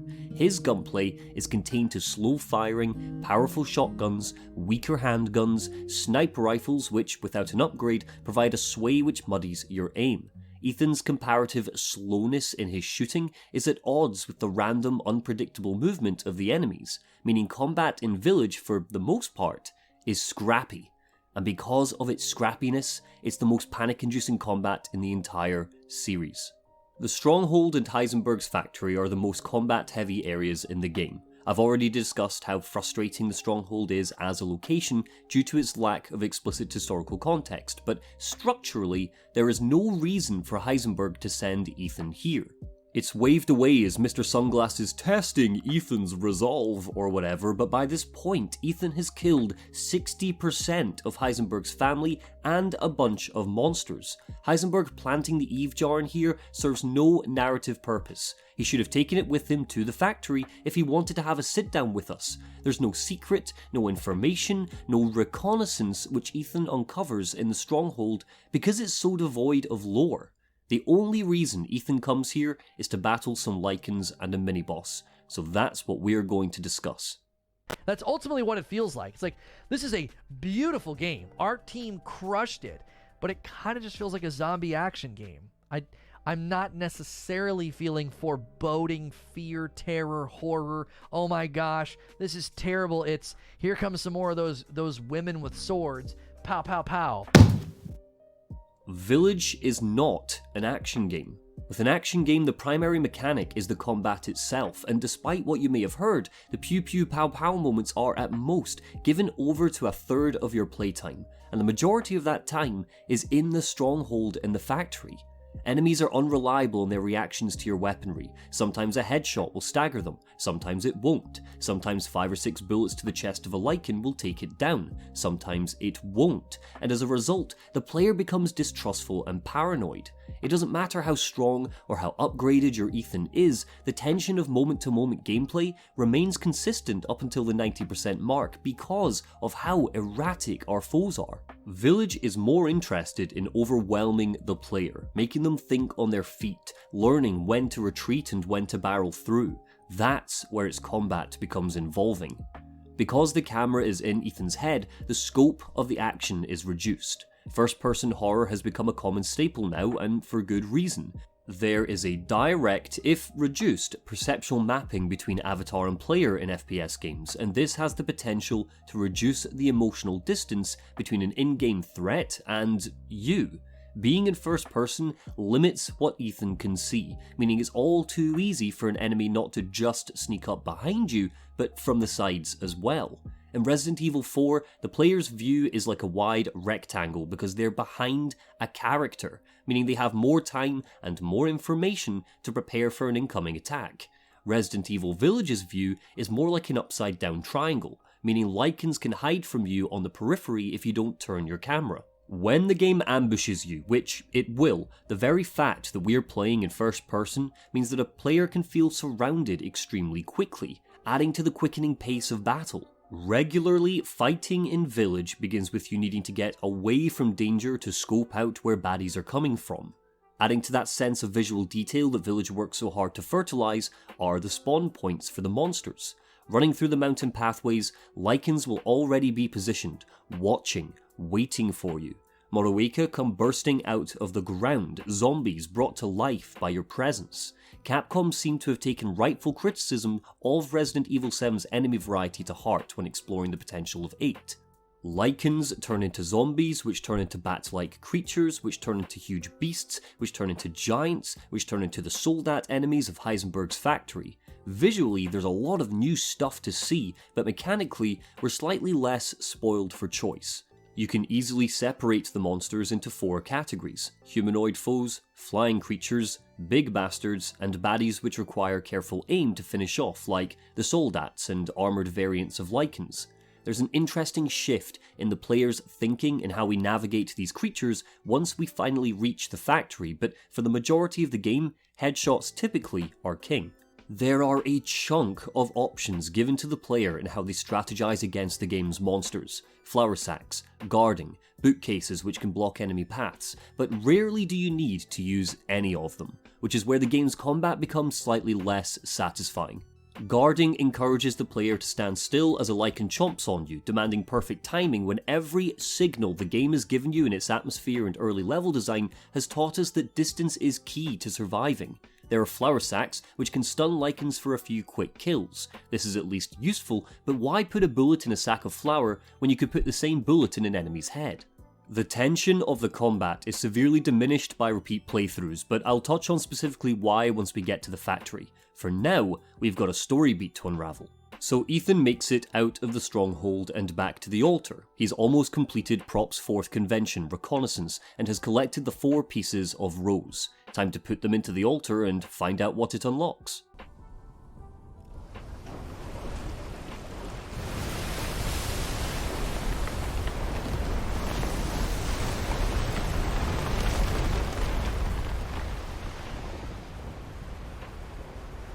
I beg your fucking pardon. This isn't just the dumbest way a puzzle has related to progression in Resident Evil, it's one of the dumbest ways in all of video games. So after 4 hours of killing the lords, collecting the jars, all wondering what the altar will open, it turns out it just unlocks the bridge to Heisenberg's factory. Miranda has orchestrated this ancient pillar to make a bridge pop out of the river to one of her lords. Why? Why do 4 random glass jars trigger this mechanism? Why did Miranda spend the past 24 hours ripping Rose apart and specifically engineering this altar to open Heisenberg's factory?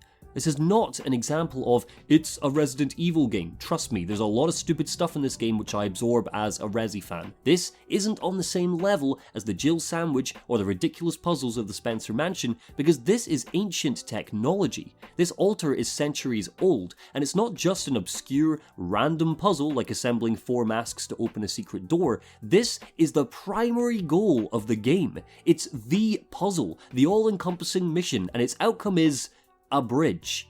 Thankfully, the factory's presentation quickly makes the stupidity of this puzzle worth it. Up until now, we've explored locations ripped right out of fables. A small village, a grandiose castle, a craftsman's home, a murky swamp, but Heisenberg's factory doesn't connect to this consistent motif. Despite the fairy tale at the start, presenting the Iron Steed as some sort of sleepy hollow creature, our trenchcoat-wearing, fedora-doffing, shady hunk of man-meat exists in a realm very separate from the other fables.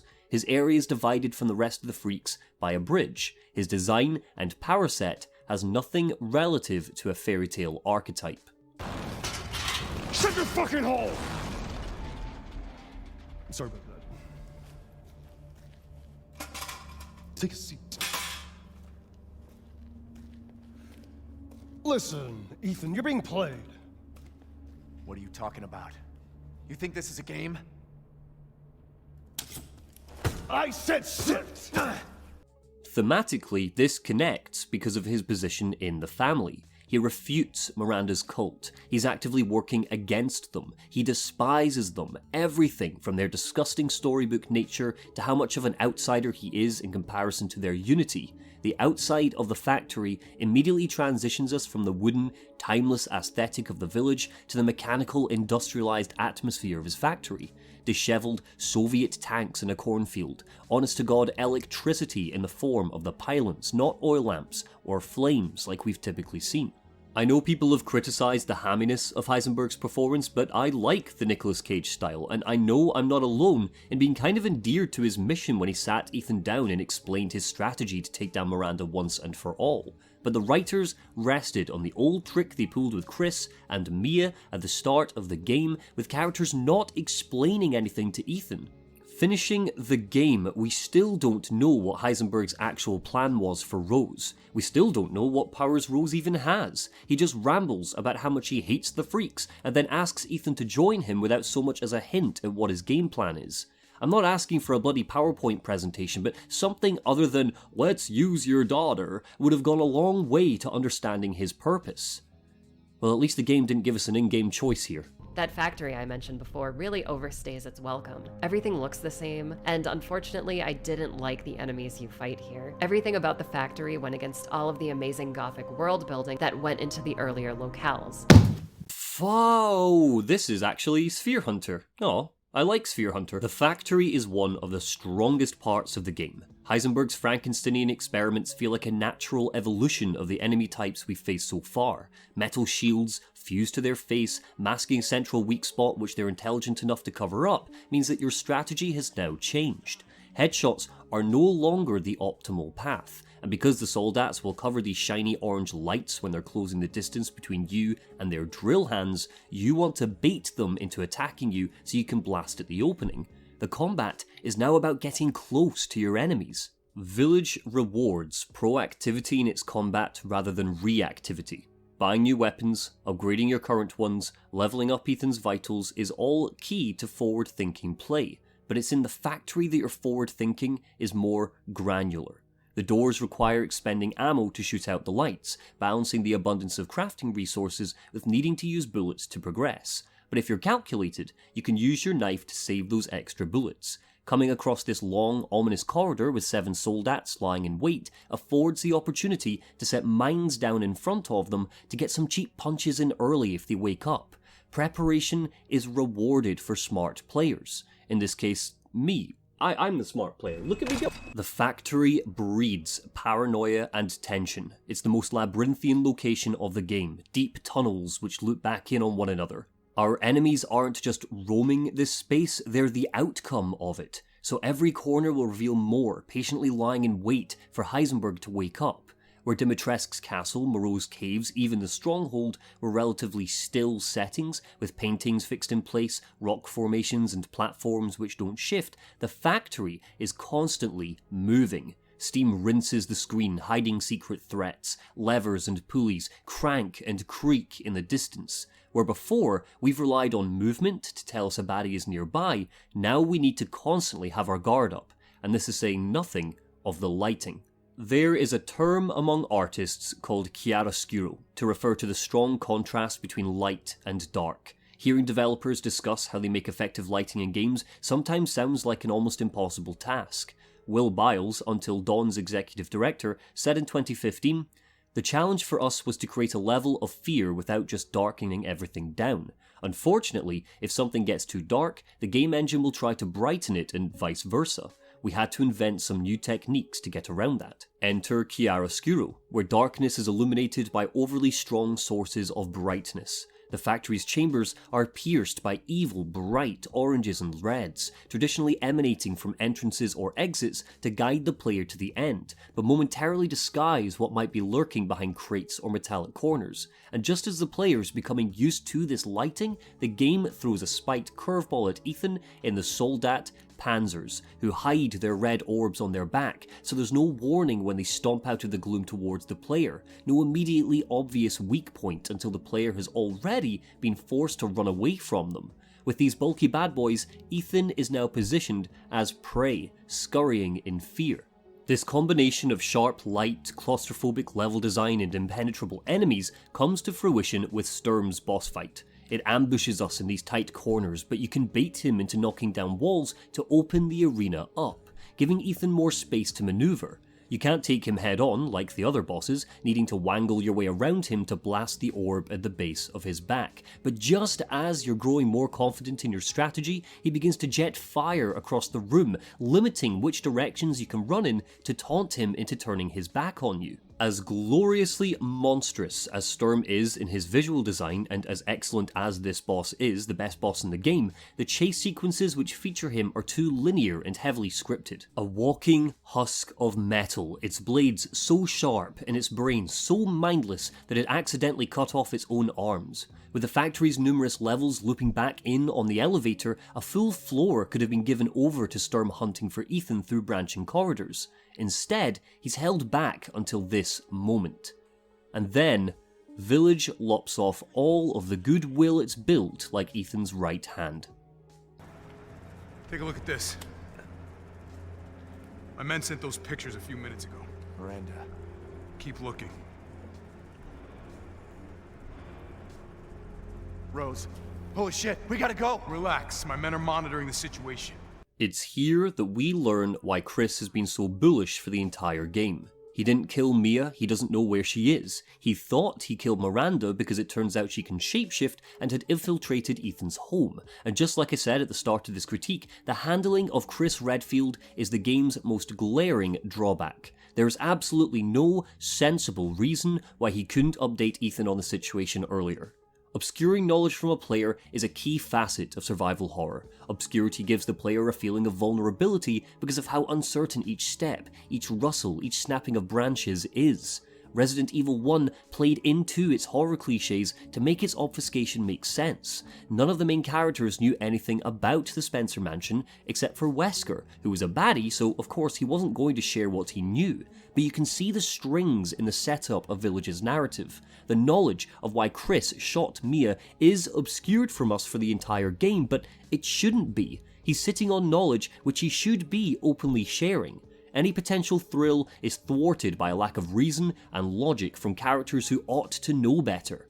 Just like with the logic of the rose jars and the bridge, these aren't examples of "it's a Resident Evil game, don't overthink it," which is a philosophy I'll discuss in our final part. Chris Redfield is the catalyst for the events of the game. Ethan is thrown into the throngs of Miranda's cult, underprepared and without the backup he would have because Chris doesn't bring him up to speed. The problem isn't that Chris's explanation doesn't make sense, it's that it's an unsatisfying answer to the game's central mystery.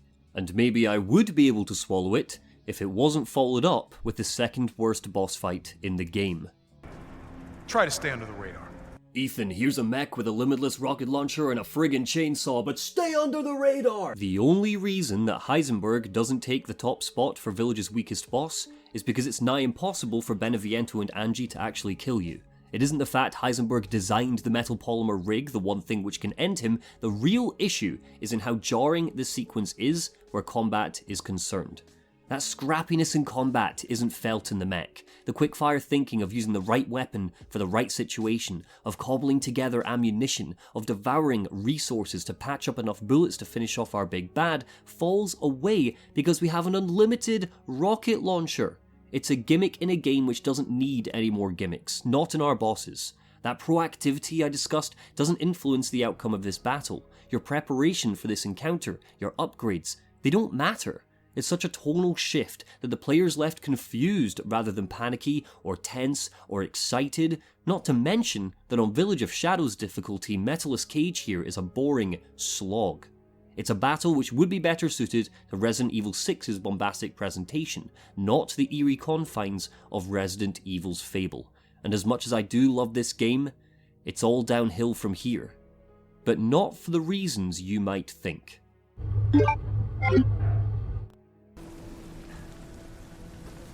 Remember Evelyn and her power over them all? Rose is her successor. No.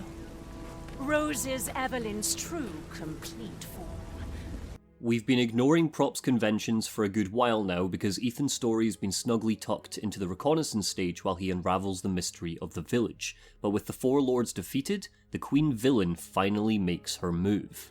Miranda is a translation of a few fairy tale parables, but she's most similar to our evil queen, Snow White style. She lords over the small, folksy community with minions that she trusts closely. She disguises herself as an old hag to guide our hero into danger. There's a Disneyfication to be acknowledged here, but there's another tie to Maleficent with the thorny design of the village and the castle when she stops trying to hide her villainy. And this is the convention that she adheres to, prop number 5, villainy or lack, where the baddie inflicts serious physical harm on the hero.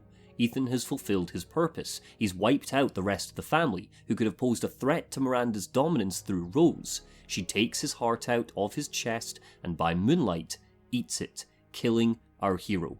That's serious physical harm if I ever saw it. There's some wonderful allegory here and really interesting thematic links. It all ultimately boils down to a mother and father battling for the soul of a child. But like my patience in this final hour, Mother Miranda as a character feels thin. The game gallops to the end less than an hour from Ethan's death, where Miranda should have had her own area.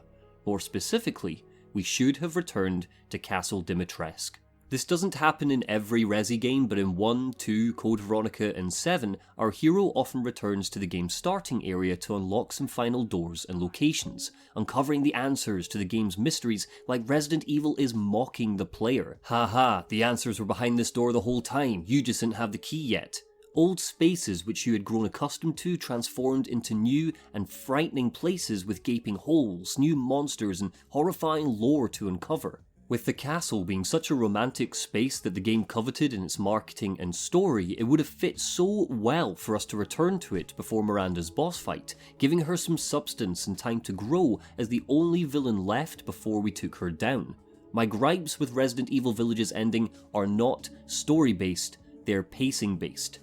Ethan's story cuts to black with his death, and the camera pans out on Chris Redfield, third-person angles handling the cutscenes to highlight that even though we're playing as Chris, this is still the conclusion to Ethan's story. Chris's gunplay is the ultimate power fantasy. He's given a machine gun for a start, with piles and piles of bullets littered throughout his area. Lycans trip over themselves to die under the weight of his experience. Entering dark spaces is no longer tense because night vision automatically cuts in to illuminate the shadowy dampness. He has a laser pointer which can summon down missile strikes from the moon. Boom, baby! And for the first time in Resident Evil history, his whole combat team makes it out of this hellscape alive.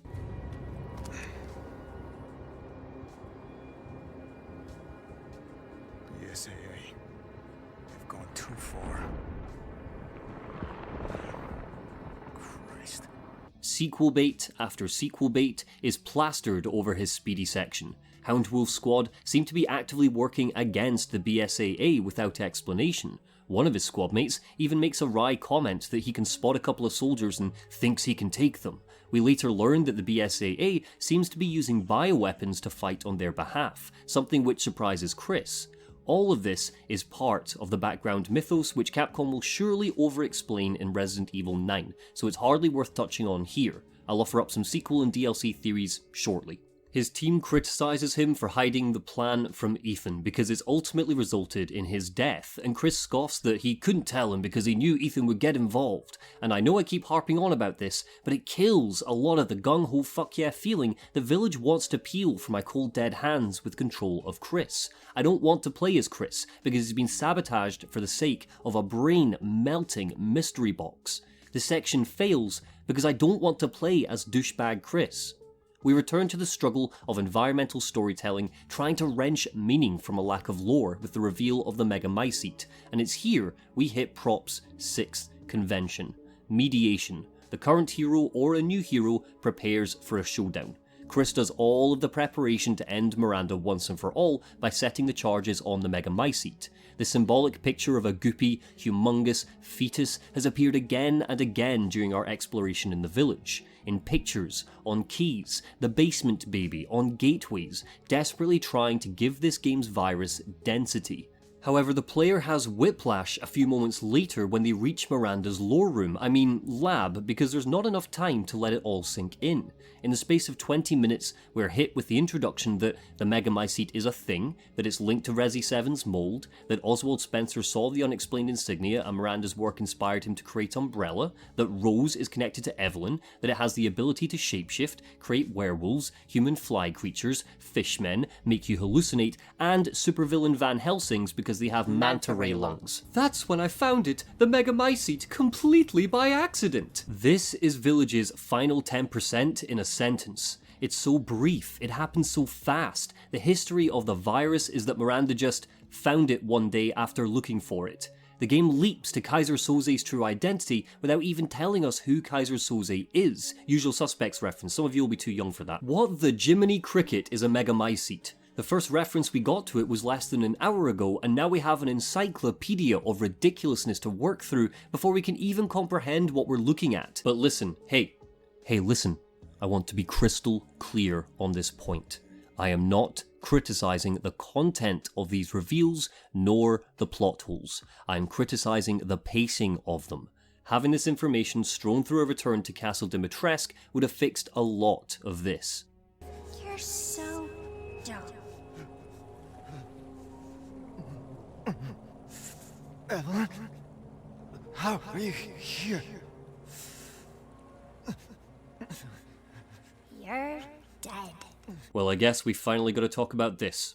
Once Chris finds Mia, oh, she's still alive, lucky us, we flash back to Ethan, who, strangely, is still alive. An image of Resi 7's Evelyn comes to him in a dreamlike state. All of his fingers have returned. It's revealed that he isn't dead, or rather he is, but his body has rebuilt itself because he's made of Evelyn's mold.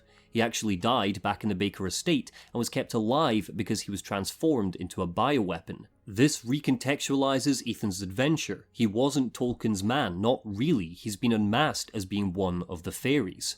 I challenge anyone to seriously tell me that this is anything but a retcon, but I found it to be at least a clever one, in keeping with the style of Ethan's two stories. It's Capcom's explanation for how herb juice can fuse his limbs back together after losing them, retroactively making my stunned silence at this moment when Ethan gets his arm chopped off for the third time as ridiculous as it felt at the time. Good writing it ain't, but it is Resident Evil writing. And that makes it okay. Just the fact that they're going purely out into magic, the fact that people are flying, the fact that people are just teleporting, the fact that the daughters are able to turn into bees and phase through walls and stuff. Resident Evil to me has always been fun because it's been the science of scare. They've seemingly mastered this almost mathematical process of going from the idea of having something like a gigantic organization like Umbrella, these evil scientists creating stuff and then kind of just taking over the world in the process. I liked all the lore we've built up to this point, and I'm still sticking with it, but this just seems like if they start introducing straight up magic, people who are able to just teleport and fly and stuff, I don't know, this seems like a bit of a leap. Why does Ethan's jacket fuse together when he glues his hand back on? Is it made of mold as well? If Ethan can survive having his heart ripped out, how do we get a game over when Lady D stabs us?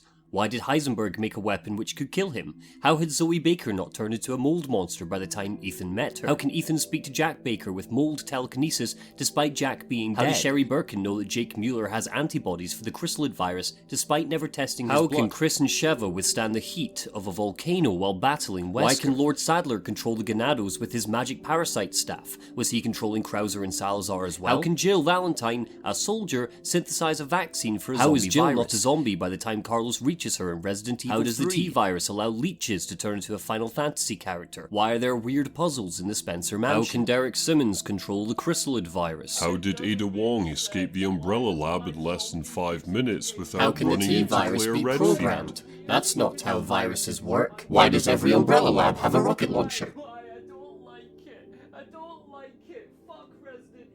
Do you see how banal this sort of criticism is when reviewing a Resident Evil game? It's fun to discuss the ridiculousness of the lore and storytelling among the fanbase, because there's always an intrinsic understanding that this isn't the point of these games. It's a badge of honour for a Resi game to be a schlocky mess. Contrary to popular belief, the series never went off the rails with its storytelling, it was never on track in the first place. It was always full of plot holes and inconsistencies and messy details, and doubly contrary to popular belief, this wasn't just because of translation issues and B-movie storytelling at the time. It's become a part of Resident Evil's identity. When someone wipes away plot holes and narrative inconsistencies with, it's a Resident Evil game, that is a poorly phrased but very justifiable explanation for why this sort of shit doesn't matter when assessing the quality of a new entry in this franchise. What they're actually saying is that the whole series has a tone of horrific, magical realism.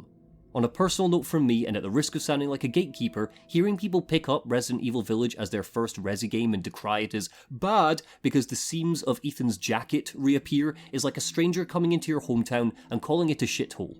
I can call Glasgow a shithole because I recognise what makes it incredible as well, what makes me keep coming back to it. You are finding reasons to call it a shithole because a taxi driver called you a good cunt and you didn't realise that that's a term of endearment around these parts. And for the record, I guarantee the reason we got this dumb Moldman Ethan explanation is because the writers at Capcom saw the videos of people lopping points off because a Resident Evil protagonist reattaches his limbs and panic wrote a retcon. So really, you've only got yourselves to blame for this whimsy right here because you moaned about it so much, rather than focusing on the bland ship container, which did deserve points knocked off. It was around the 4th entry, when the Magic Man started waving his Plaguestaff around, that Resident Evil embraced its place in the magical realism subgenre.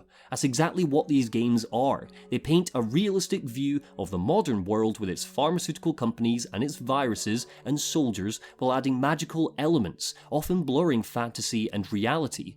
Umbrella became a group of pseudo-alchemists long before Ethan Winters sewed his bloody hand back on.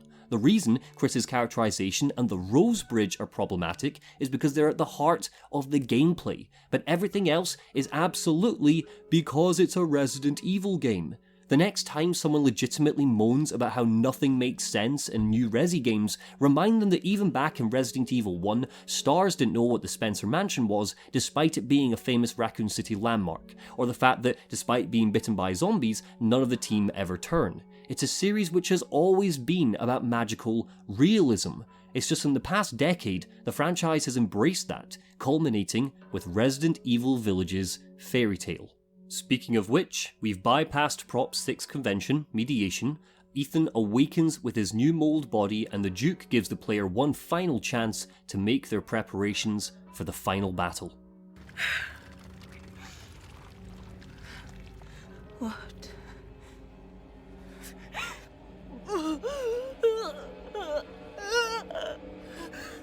My power is leaving me! The most interesting thing about Miranda's boss fight is the arena itself. She's transformed her altar into a fairytale grotto, with branches gnarled and twisted, forming a dome for the two of you to battle it out, separated from the outside world, a pocket dimension within Village's otherly reality. As a battle in its own right, it's good, yeah, grand, fine. It's how erratic she is which keeps your attention. She has a decent handful of attacks, from using her spider form to go for you directly, to soaring into the air like Dimitrescu to evade you, to using the environment to fight back with thorned, dangerous tree branches bursting out of the ground. There seems to be an attempt to mimic the feel of the other lords' battles, but it isn't fully capitalized on. She summons a cloak of darkness, forcing you to play hide and seek with her like Beneviento. She's able to blast projectiles at you like Moreau, but I'd be lying if I said any of this felt intentional. The fact that there are reminders of her family in here just serves to make us wonder why she never wore their faces to take us on. Transforming into Dimitrescu for a short portion, Heisenberg's heaving metal husk would have really added to the game's goal of reinforcing her as the culmination of these villains. Instead, she feels, of all things, like a Silent Hill boss, more famous for their warped designs than the intricacies of their fights. Her aesthetic is cool enough, sprouting the famous wings we've heard so much about in the prayers about her, scuttling around like a spider, but we're lacking a final disturbing gotcha in a game which sorely needed one after the dredged build-up we got. She's shaded with browns, greys and blacks, which makes her bleed into the background of the tree trunks, adding to the uncertainty of your aim at certain moments. But while this adds to the challenge of the fight, it removes from how stark she could have been if Capcom embraced the grotesque a little more with her. With her death, we reach Convention 7, Punishment.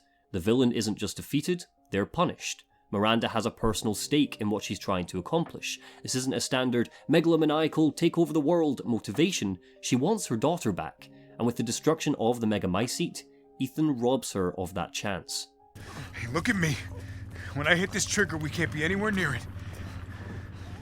Ah, damn it. Mia's waiting for you. She's alive, you hear me? Alive. Mia, I'm so sorry. I love you. Ethan's death is where we fall away from Vladimir Prop and his fairytale structure. Convention 8, Wedding, where the hero is rewarded for their actions, doesn't happen. In fact, it doesn't just happen, it's thoroughly shat on. Ethan isn't rewarded for his efforts, he dies. He loses Rose as well, passing her to Chris and staying behind to die with the Megamycete, now falling apart himself due to its imminent destruction. He drops to the ground, and the game misses yet another opportunity in its ending by not showing us his face. It's a tragic death for him, but that tragedy is undercut by Capcom's compulsive need to hide how he looks from the player. This should have been the moment when he was given a concrete identity, effectively closing the chapter on his story, rather than modders a week later when they broke the game world to see he looks like Ben Shapiro. Before the credits roll or we get to the epilogue, let me chuck out a couple of baseless theories about DLC. I firmly believe that we'll get 2 proper pieces of downloadable content from Village, a section playing as Chris and a section playing as Mia. Chris's section will be to try and further justify his treatment of Ethan throughout the game, while likely fleshing out Moreau even further, perhaps giving him an extension to his lab which leads underground. Moreau is beginning to lose control of his form by the time Ethan reaches him, and I think the DLC will explain that Chris weakened him somehow moments before Ethan stole his rose jar. The Mia content will A, fill us in on how long she's been held hostage for, and B, will likely cover the moment Miranda returned to the village with Rose and chopped her up into the 4 jars. Pure stealth, no action, with Mia needing to hide from the 4 lords on their way to and from the ceremony, hopefully fleshing out their backstory, specifically Beneviento, a little further. As for sequel, well... Hey, Dad. Happy birthday. Sorry I missed last week. I have a lot of tests coming up. You know how it is. I do not think that Resident Evil 9 will jump 16-17 years into the future, and I'm not convinced we'll be playing as Rose herself. We know from Resident Evil 7 that Evelyn could age at a rapid rate the more she used her powers, and I think Rose will be similar. This is likely 3-4 years at most. I also think that Rose will be our antagonist, losing control of her powers, not our hero, meaning her death would neatly cap off the trilogy. And you know what, while I'm at it, maybe we'll finally get a Resident Evil game set in a goddamn college or university. Maybe there's a secret BSAA base underneath to monitor her while she's studying. It's not the sight of the grave or the flash of anger from Rose or Ethan walking alongside the car as we fade to black which struck out at me in this final scene. All of these were fine and have set up some pretty intriguing stuff for the sequel to capitalise on, but no, what I found really interesting was this moment on the bus. Rose smiles ruefully to herself as she hears a mother ask, "Do you think the little boy will be able to touch the moon?" This pair are bonding over a children's tale, literature which has already brought a family closer together, nursery rhymes, early years stuff, and yes, fairy tales. The story opens with the Village of Shadows enchanting a player with its gothic fable. It closes with Ethan realising the structure of that very same fable, and even after the father's story is done, the daughter is reminded of the power stories like this can have, carrying the book herself, seeing strangers come together over their own.